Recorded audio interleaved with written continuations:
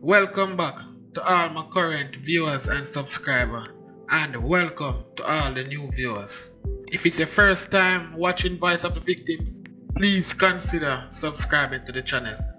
Now in today's video, I'm here to highlight the reasons why most Jamaicans consider P.J Patterson the worst Prime Minister to ever serve the people of Jamaica.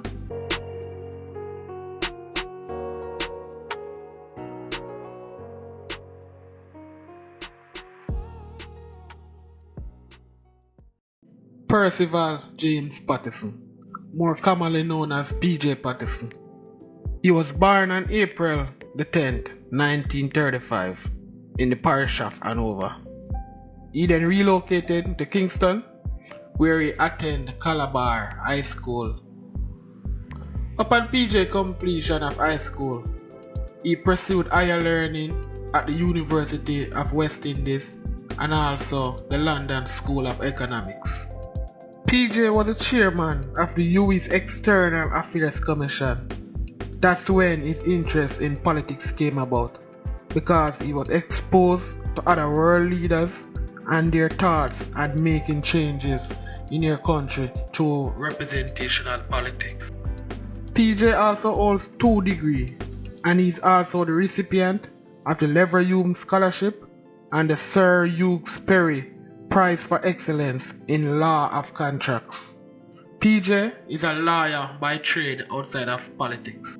PJ's entry in representational politics came in the year 1958 as an organizing staff for the People's National Party. He then became a member of the party's National Executive Council in the year 1964.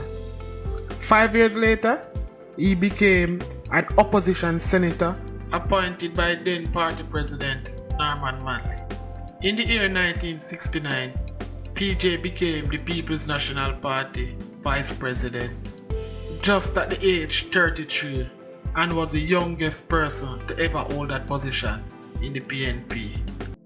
When then Prime Minister Michael Manley decided to run for the office in the year 1969, he turned to a young P.J Patterson to lead his campaign, and that was the beginning of their partnership, which lasted for over 25 years. In 1972, the campaign P.J managed for Michael Manley ended up won the general election. At this time, P.J was awarded with the appointment of his first cabinet position in the Ministry of Industry, Trade and Tourism. PJ was elected the Member of Parliament for Westmoreland South Eastern in the year 1970, the constituency he held until his retirement from representational politics in 2006. From 1978 to 1980, PJ served as Deputy Prime Minister of Jamaica and Minister of Foreign Affairs and Foreign Trade. PJ's political career was derailed in 1980 general election when he lost that election and lost his constituency to a man by the name of Euphemia Williams, after which he made the now famous speech, "I shall return." PJ was handed the Prime Minister job in the year 1992 after Michael Manley had stepped down and retired from representational politics. But PJ went on the following year to win the general election, defeating Edward Seaga. PJ held the post as Prime Minister for Jamaica from the year 1992 to 2006. PJ had never lost a general election. Okay, that was just an overview of P.J Patterson's life and political career. Now let's get to the meat of the matter as to why PJ is considered the worst Prime Minister amongst many Jamaicans. Firstly, in the year 1996, P.J Patterson put up JPS, that's Jamaica Public Service, for sale. However, the sale did not went through because the 3 bid that came in, the government was not satisfied with that price. However, in the year 2001, JPS was sold to Myrant, who acquired an 80% ownership in the month of March 2001 in JPS. Secondly, between the year 2002 and 2005, PJ fixed the price of bauxite while production costs went up and the aluminum price went down. And at this time, bauxite was one of our main contributors to the national GDP. PJ also sold the government majority stake in the state-owned company Jamaica to an overseas entity. PJ sold the government 43% stake in cement company to a Trinidadian company who still holds control of cement company up to this day. He sold our national airline, which is Air Jamaica, which gave Jamaicans across the world a sense of pride. He sold the Norman Manley International Airport in the year 2003. He sold Donald Sangster International Airport that same year to a Mexican company who is currently the owner of both airports in Jamaica. His party was in control of the government when the garment and manufacturing company exited out of Jamaica. This industry provided a lot of jobs for Jamaicans across the country, and I know it was devastating for enough Jamaicans who was laid off. I know this for a fact because I was affected by this firsthand. I should have mentioned, when Myron purchased JPS in 2001, couple years after, they sold it to a next American company by the name of Mary Benny. At the time, Mary Benny was filing for bankruptcy in the United States of America. Soon after they purchased JPS and came to Jamaica, they raised the light bill and the general public would see the company's profit went to an all-time high. Soon after, they withdrew their bankruptcy filing from the United States federal government.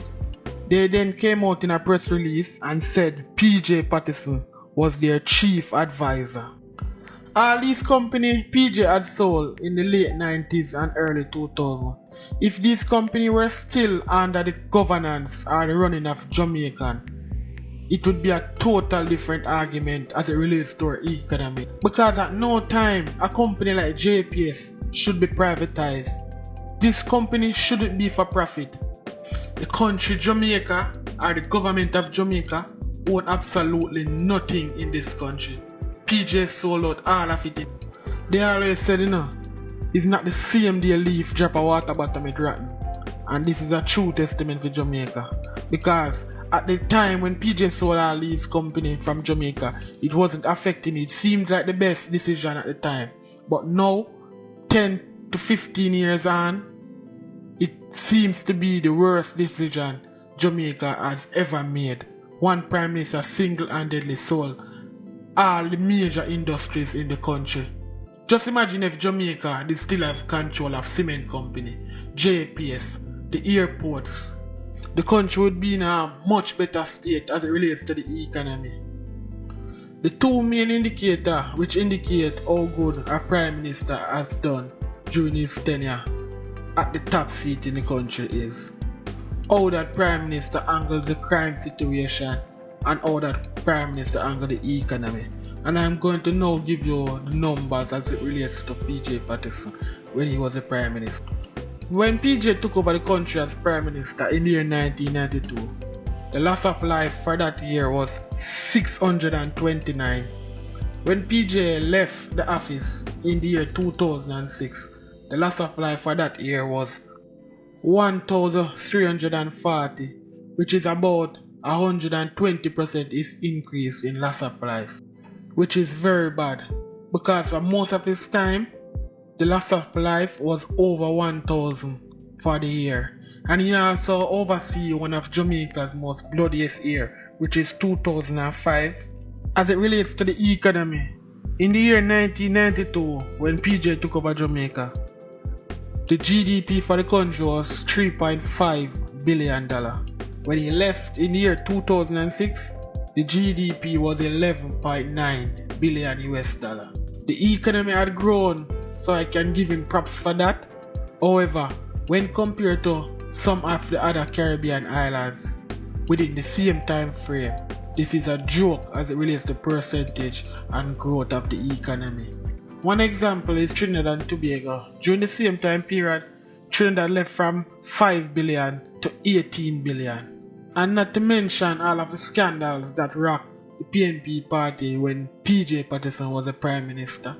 Namely, the FinSac scandal, the Cuban light bulb scandal, the Goodyear call center and Tech Village scandal, the NSWMA scandal, the Traffic Bureau scandal, the NHT scandal, the NetSurf scandal. These are just to name a few. You can pause your screen and look at the rest of them. In conclusion, I'm not saying PJ Patterson was a bad person or a bad individual. However, he made multiple bad decisions while being the Prime Minister of Jamaica for that 14 years. And it continued to hurt us. So if you disagree with my stance and multiple other Jamaican stance and PJ being the worst Prime Minister to ever serve Jamaica, let's have a discussion in the comment section. And please remember to like, share and subscribe to the channel.